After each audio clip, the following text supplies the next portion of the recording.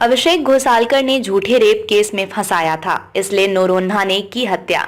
जाने क्या बोला मॉरिस का परिवार। शिवसेना यूबीटी के पूर्व पार्षद अभिषेक घोसालकर की गोली मारकर हत्या कर दी गई। फेसबुक लाइव के दौरान हुई इस हत्या से सनसनी फैल गई। अभिषेक को गोली मारने के बाद आरोपी मॉरिस नोरोन्हा ने भी आत्महत्या कर ली। मॉरिस के परिवार ने कहा कि अभिषेक घोसालकर के कहने पर ही मॉरिस के खिलाफ 2 प्राथमिकी दर्ज हुई थी और उस दिन के बाद वो अपमानित महसूस करता था। परिवार ने आरोप लगाया कि घोसालकर ने अमेरिकी दूतावास में बात करके मॉरिस को अमेरिका में काम करने की अनुमति नहीं देने को कहा, जिसके बाद मॉरिस नोरोन्हा का कारोबार भी प्रभावित हुआ। वो बहुत परेशान रहता था।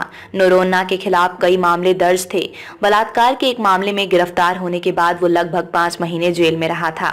मॉरिस के परिवार ने बताया कि वो हमेशा कहता था कि अभिषेक घोसालकर को सबक सिखाऊंगा, लेकिन उनके परिवार ने कभी नहीं सोचा था कि ये शब्द इतने गंभीर रूप से लेंगे। नोरोन्हा अपने 40 के दशक में थे। उनके परिवार में उनकी पत्नी सरीना और एक 10 साल की बेटी है। मॉरिस अमेरिका में पोकर खिलाड़ी था और एक व्यवसाय भी चलाता था। 2022 में मॉरिस के खिलाफ एक महिला ने रेप का आरोप लगाया। महिला की तहरीर पर मॉरिस के खिलाफ बलात्कार, ब्लैकमेल और धोखाधड़ी का मामला दर्ज किया गया था। इस घटना के बाद उसे अमेरिका से लौटते ही एयरपोर्ट से गिरफ्तार किया गया था।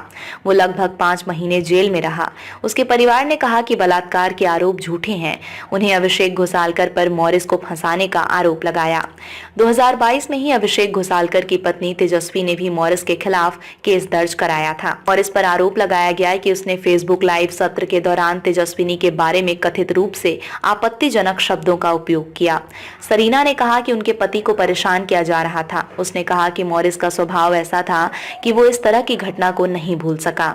गुरुवार को जब गोलीबारी हुई तब सरीना काम पर गई थी और दंपत्ति की बेटी घर पर थी। उन्होंने कहा, मुझे किसी ऐसे व्यक्ति का पहला फोन आया जिसे मैं जानती। मुझे बताया गया कि घोसालकर को गोली मार दी गई है। मेरा मानना था कि ये राजनीतिक प्रतिद्वंदिता का परिणाम है। दूसरे फोन कॉल में मुझे बताया गया कि मेरे पति ने ट्रिगर खींच लिया और तीसरी कॉल में मुझे बताया गया कि उसने खुद को गोली मार ली है। उसकी मां अपनी पोती के साथ दौड़ी जो घर पर अकेली थी। सरीना ने कहा कि उसे नहीं पता कि उसके पति को हत्या का हथियार पिस्तौल कहां से मिला और न ही उसने गुरुवार को घर पर किसी के साथ अपने इरादों पर चर्चा की।